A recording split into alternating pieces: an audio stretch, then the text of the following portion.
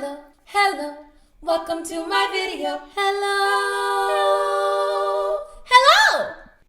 Hello, Smarticle Particles. My name's Autumn Rain, and today we're reviewing Possessing Pure Gold by Krista Hayes. This book is centered around the parable of talents, and if you don't know what that is, that's fine. You can listen to me describe it, or you can read it down in the description. Once upon a time, long ago, there lived a master and his 3 servants. This master trusted his servants very, very much, and he decided to give them some gold to look over, which back in the day were called talents, while he was gone on a business trip. But he didn't give the servants more than they could handle. So the first servant got 5 talents, the second servant got 2 talents, and the last servant got 1 talent. And then the master was like, peace, can't wait to see what you do with it.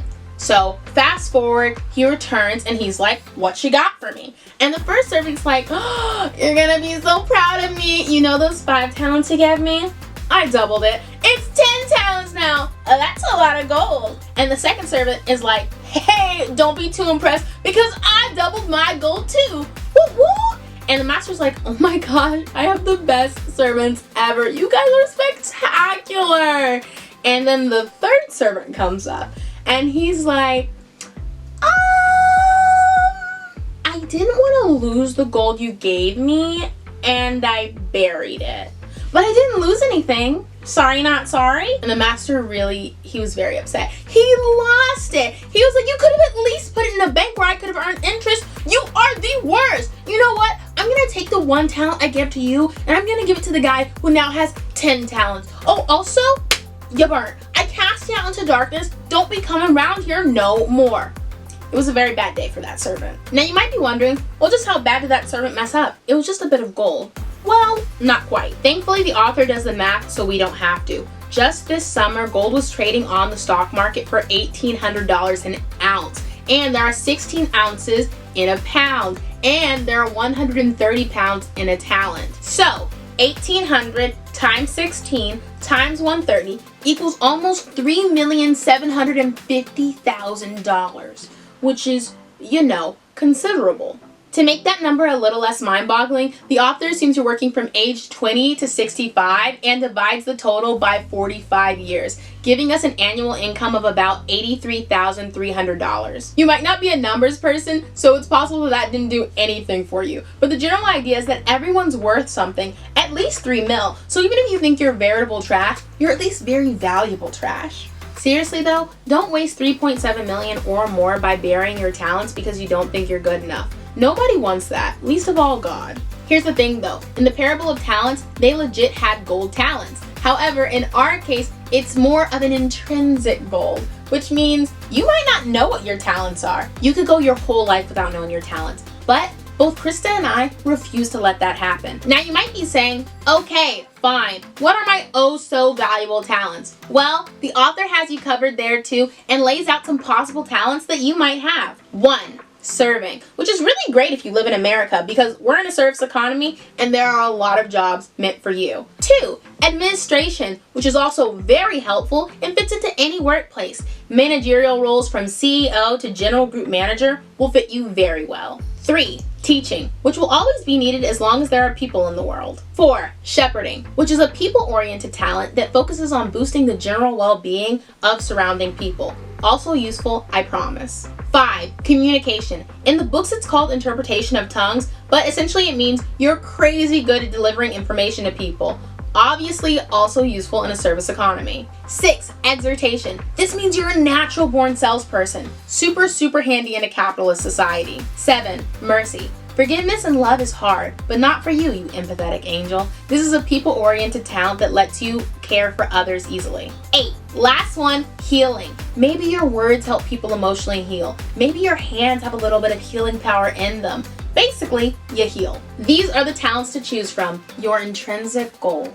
Remember, God only gives you what you can handle. So, you might start out as a 1 talent kind of person, but become a 5 talent person over time as you're able to handle more.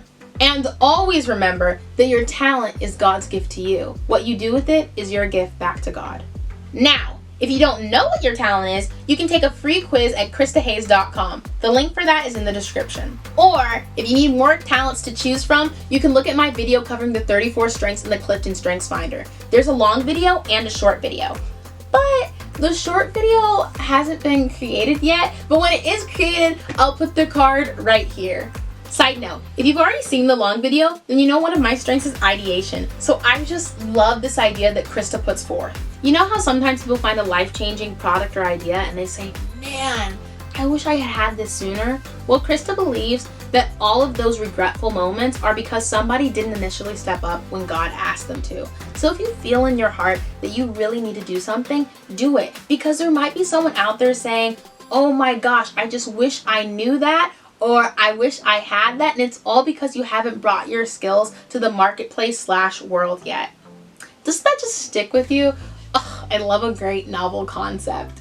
And this concept in particular strikes a chord, because when we don't make the most of today, we create a problem for tomorrow. So if you feel like there is something you need to do it. And if you're someone who likes to procrastinate because deadlines energize you, no, just no. By intentionally putting off major projects or decisions till the last minute, you are knowingly or unknowingly stressing your body out. You are attempting to use the threat of impending failure as a way to force creativity or productivity that would ordinarily take time to activate. You are creating a muscle memory button. You are subconsciously telling yourself that you don't have to do anything unless it's absolutely necessary. This creates a pattern and a gambler psychology. So, to break that, it's time for, you guessed it, our actionable step of the day.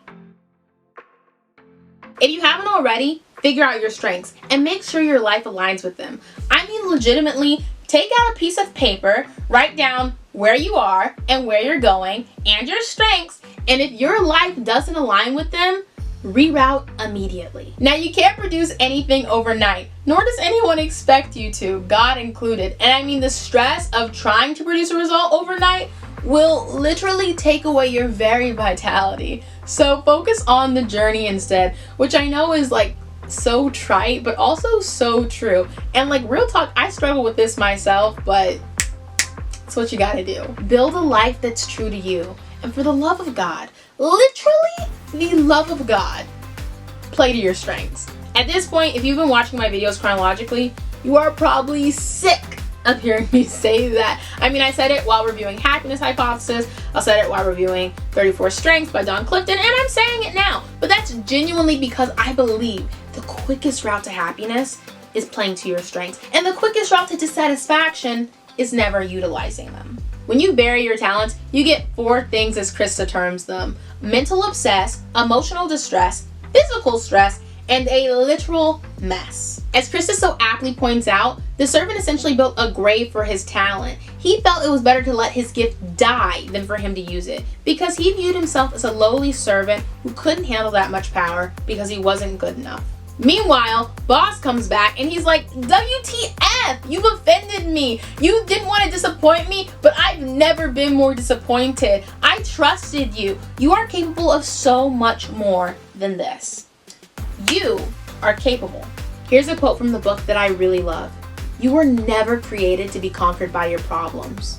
If you think I'm nothing and I have nothing to give, which is not true for anybody, then you give up your power. If you have faith in God, have faith in yourself too. I mean, God put his faith in you, so you should follow in suit.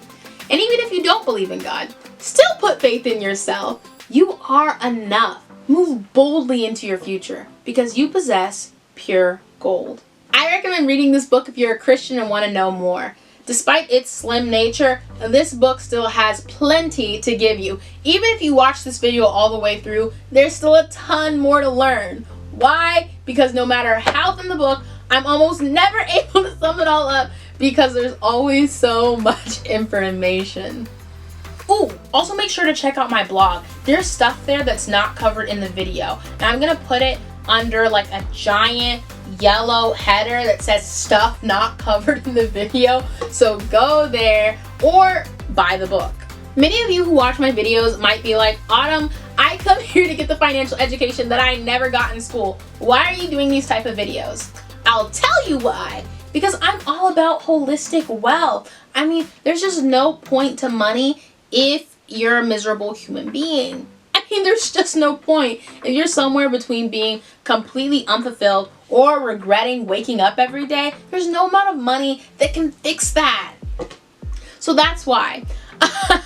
Granted, my next string of videos is going to be entirely about finance because I really have a passion for personal finance, but don't get it twisted. Holistic wealth is the only type of wealth that matters. Anyway, if you like this video, please like, comment, share, subscribe, and I'll see you next time. Bye!